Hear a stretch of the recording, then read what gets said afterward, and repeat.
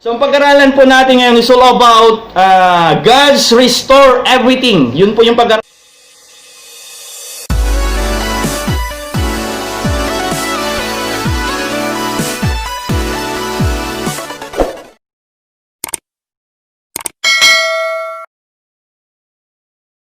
Pag-aralan natin. Tingnan po natin ang text po natin ngayon na Joel chapter 2. Tingnan po natin, manandalian lamang. Joel chapter 2 verse 25 to 26, sabi niya dito, this is the life of the Israelites noon. Tingnan po natin I will repay you for the year of locusts have eaten, the great locust and the yawing locust, the other locusts in the swarm and great army that sent among you. So verse 26, ito po yung napakatamis yung sabi niya po, you will have plenty to eat until you are full, and you will praise the name of the Lord your God, who has worked and wonders, for you are against will people be shamed. Pero tinan po natin, sa verse 25 po, tinan po natin, the word locust. Ano pa ba yung locust po na sinasabi dito? Tingnan po natin sa Revelation chapter 9 verse 7, Isaiah chapter 4 verse 12-20, and Ezekiel chapter 20 verse 11-19. Ito po yung nakita yung mga locust na to. Ano ba ibig sabihin po ng locust? Ang ibig sabihin ng locust po ay disaster coming from the enemy. No, yung enemy mo, yung disaster na nangyari po. Ano pa yung sabi niya to? In the Old Testament, and ito po yung insekto na talagang sumira sa mga pananim po ng mga Israelites. Tingnan po, pero sa New Testament, tingnan po natin. For the New Testament, according to the book of John, na sinulat ni John, the locust na sinasabi po doon in chapter Revelation chapter 9 verse 7, ang sabi sa the Expiratory Bible, this is the great army of Satan. Ito po talaga yung talagang aatake to sa atin. In either this our situation right now, pansinin nyo po, 2 buwan, 3 buwan, and either mag-4 na buwan na po yung pandemic. Dito po yung sinasabi na locust na din in our generation. Why? Tandaan po natin, sa generation natin right now, napakadami pong talagang disaster na nangyari. Pero ito yung matindi na nangyari, 3 months po yung COVID-19 po. Sabi niya dito, in the 3 months na nangyari po na itong COVID-19 to, napakadami niyang sinira. Ano po yung mga sinira ng COVID-19? Napakadami po. Ano po yung mga sinira niya? Financially, ano pa? Yung mga economics ng mga bansa. Ano pa yung mga sinira? Napakadami po yung sinira niya. And either tawag nito, yung mga negosyo, wealth, ano pa? And either yung finance, and either yung natin yung mga ipon po, talagang nawala yung mga ipon. Why? Nabawasan yung mga ipon. Pero tandaan mo po, there is a promise of God in verse 25. No, napakadami na sira. In either the Old Testament, talaga kapag hindi sila sumusunod kay Lord, talagang natatalo sila. And either sa situation natin ngayon, mayroong promise si Lord. So talagang naranasan natin po talaga na nawalan. Ako po talagang naranasan po yung nawalan. No, talagang nagkaroon ako ng talagang trahedya din sa my farm. Naubos lahat ng baboy ko talaga. Grabe, until now, hindi ako makapamove on. But when I studied this one, sa may Joel chapter 2 verse 25, sabi niya, I will repay. Ang ibig sabihin nyo na I will repay po, may magbabayad. There is be hope. Ay sinabi ni Lord John, siya mismo nagsasabi na I will repay. Babayaran ko mga nawala sa iyo. Kaya ikaw na nakikinig ka ngayon, I will repay. Ibig sabihin po ng I will repay, may gagawin ng Diyos. Kaya sabihin mo sa sarili mo ngayon, may gagawin ng Diyos. Kung nawalan man yung ipon mo, may I will repay, sabi ni Lord, ibabalik ng Diyos yan. At yun ang pag-aralan natin ngayon. Sa amin, God will restore everything. The question is, sabi niya dito, in verse 26, talagang kaya niyang i-restore lahat. At makapangyarihan po ang ating Diyos na buhay. Tandaan po natin Matthew 19 verse 26, ano sabi niya doon? God is the great God. No, na unstoppable, walang imposible sa Kanya, kaya niyang gawin lahat. In Jeremiah 32 verse 27, I am the Lord of all mankind. Is anything hard for me? Sabi niya doon, walang mahirap sa Kanya. Kaya nga po, the question is, sabi, do you believe that God restore everything in your life? Naniniwala ka ba na talagang i-restore ng Diyos ang lahat ng nawala in just 3 months? Ano pa yung sabi niya dito? Are you praying to the Lord that God restore everything na nawala sa iyo? Ang tanong, nananalangin ka pa ba na talaga bang nananalangin ka, Lord, i-restore mo nga yung nawala sa akin? Ang tanong, are you praying? Pangatlo po yung tanungan dito, are you excited po God can do all things in your life? Na-excited ka pa ba na may gagawin ng Diyos sa buhay mo, sa mga nawala sa iyo? Excited ka pa ba na talagang Lord, may gagawin ka? Alam ko na lahat na manawala sa akin ay i-restore mo. Meron ka pa ba ganun na excited? Ano pa yung tatlong katanungan dito? Are you expecting miracle in your life? Nag-i-expect pa ba tayo ng miracle sa mga buhay po natin? Yun yung tanong. Are you expecting? The word expecting. Nag-i-expect ka pa ba ng miracle ni Lord sa buhay mo? Why, alam po natin po mga kapatid talaga, in verse 25, meron talagang disaster na galing talaga sa enemy. Inaalaw nila ni Lord yan na talaga merong darating sa buhay mo para makita mo na gagalaw din ang Diyos sa buhay mo. Yung ang tanong dito, are you believing God?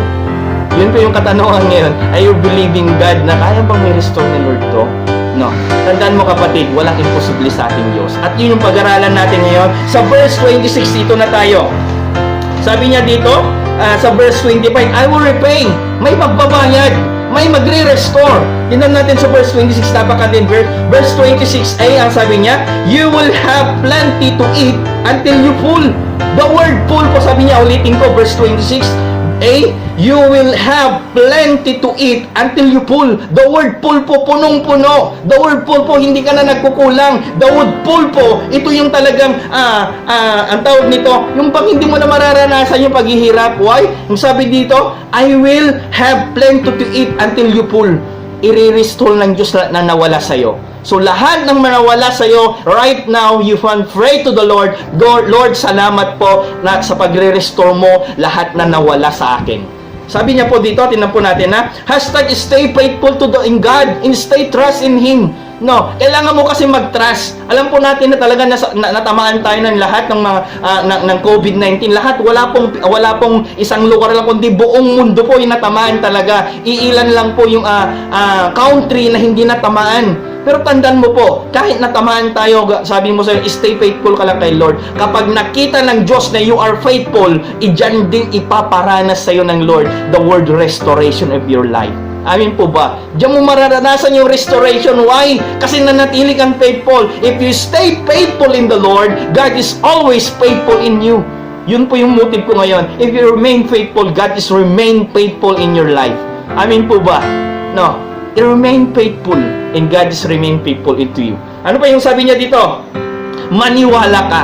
No. Maniwala ka na God will show His power in your life. Nawalan tayo, pero I do believe ang Diyos po hindi nawawalan din na talagang ibabalik niya lahat na nawala sa amin. Amin po ba? Ano yung pangalawang na pag-aralan natin? Verse 26b, sabi niya, and you will praise the name of the Lord God.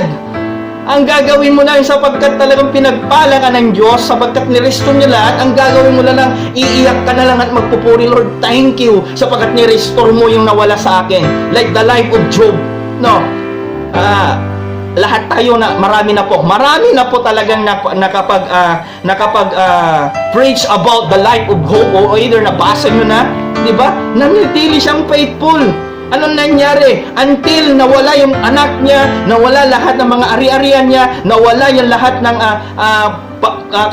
barkada niya, friends niya, ano pa nangyari? He's remained faithful. At yun nangyari po, after nakita ni Lord, has remained faithful. Ang tamis po yung ganti. Ang tamis yung repay na sinasabi sa verse 25.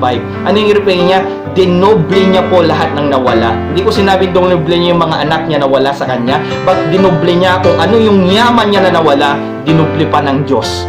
Kaya po ang mga kapatid, mga nakikinig ngayon, kapag stay kang faithful sa Kanya, God repay all things na wala sa atin. Sabi niya sa verse 26b, sabi niya, you will praise the name of the Lord your God. Why? It because nagiging masaya ka na sapagkat ni-restore na ni Lord. Ang gagawin mo na, Lord, thank you.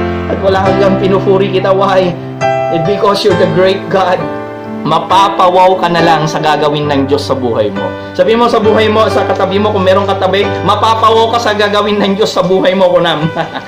Ano pa yung sabi niya dito? Ang problema lang kasi sa ating generation po, ang problema lang, kunting pagpapala lang kasi dito. This is my I'm pastoring more than 4 years na ako pastoring, and I'm one of the evangelists. Ang nakikita ko kasi sa sitwasyon natin in our Christian life, ang nangyayari po kasi, tingnan po natin kapag merong pagpapala, wala ka na, di ka na nagpe-pray kay Lord. Pero kung wala ka ng pagpapala at yun ay bigat ka na, tsaka ka lang mag-pray kay Lord. Dapat hindi po. Ang gawin mo mga kapatid na nandito ngayon, kapag naranasan mo yung pagpapala ng Diyos, kapag nakita mo na ipinaranas yung buos na pagpapala sa'yo, the way din pa rin na lumalapit ka sa Kanya. The way yung more closer to God. Why? Pinatigang ka lang ng konting pagpapala, nakalimutan mo na. Tapos kung wala ng pagpapala, iyak ka ng iyak na naman, Lord, wala na naman ako. No, something wrong in our Christian life. Huwag po tayo gaya ng mga Israelites nga kapag ang mga Israelites, talagang nagmana tayo sa mga Israelites. Ang mga Israelites na kasi nasa Old Testament ako, studying or reading the Old Testament, kapag kailangan nila ni Lord, ori dalagpas-pasting, Lord, tulungan nyo kami, nasakop na kami.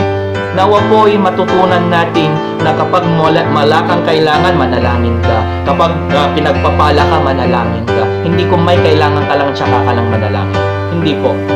No, sa gabi na to, sa mga nakikinig ngayon, wag po tayong manalangin lang kapag may kailangan tayo. Manalangin tayo mga kapatid. Kapag may sakit ka, manalangin ka. Why? Magpe-perform ng miracle ng Lord sa buhay mo. Kapag walang-wala ka, manalangin ka pa rin. Why? Diyan mo makikita yung kapangyarihan ng Diyos. Ipinaparanas ng Diyos yung kawalan para makita mo yung miracles ni Lord sa buhay mo. Pangatlo, no, kapag bless ka ni Lord lalo, mas more ka pa na, Lord, thank you, magpupuri ako sa iyo, Lord. Hindi yung pinagpala ka lang tapos hindi ka na nakikita. Dati, kung walang-wala ka, ang dami mo mga post sa Facebook. Post ka na kayo. Tapos pag wala ka ng blessing, ni isang verse wala na. Tapos ang mga pinopost mo na, mga iba't ibang kuwan na lang yung share mo to, pag share mo to, makaka-receive ka ng money. May magic ba? No, walang magic. The source of blessing is Jesus. No, the source of blessing si Jesus po. Hindi po yung pag share mo to may pagpapala. Wala po. No. Yung pagpapala po ay ang source niya si Jesus. Hindi yung pag share mo to, meron kang 10,000. No. The source of blessing, tandaan mo, is relationship within you, Jesus. Kapag maayos yung relasyon mo kay Lord, maayos din yung pagpapala mo. O dala sa pag-aralan po natin, tingnan po natin Verse 26c, God has worked wonders in your life. Amen. The word wonders po, kakaiba to. The word wonders po, ito po yung bibihira lamang na mangyari to. Kaya nga kung nag-perform ng wonders na Lord sa buhay mo, i-grab mo yan. Lord, thank you sa wonders na to. Nagyaman na ka po Diyos, wonders nga ato No, dapat ganun po tayo. God will perform wonders in our life. No, i-claim mo yan na kaya ng Diyos na mag-perform ng wonders sa buhay mo. Ang sabi niya pa dito, kailanman ay hindi nagbago ng Diyos noon, ngayon, magpakailanman. Kung kaya noon, nag-perform ng wonders, miracles, at either bumuhay ng patay noon, until now, He is the great God and unstoppable God, unending God. Kaya niya pa rin mag-perform po ng miracle sa mga buhay po natin. Sa mga kapatid na nandyan ngayon, for my conclusion po, sabi niya dito, verse 26d, for your neighbor, again will people be shamed. Tandaan po natin, hindi kanya iiwan magpakailanman. So yun yung pinag-aralan natin ngayon, that I hope na na-restore tayo lahat, and I do believe that all of you ay talagang na-remind sa atin na unstoppable, mayroong magbabayad sa mga nawala sa atin. Tandaan mo po, mayroong magbabayad sa mga nawala sa atin. Babayaran.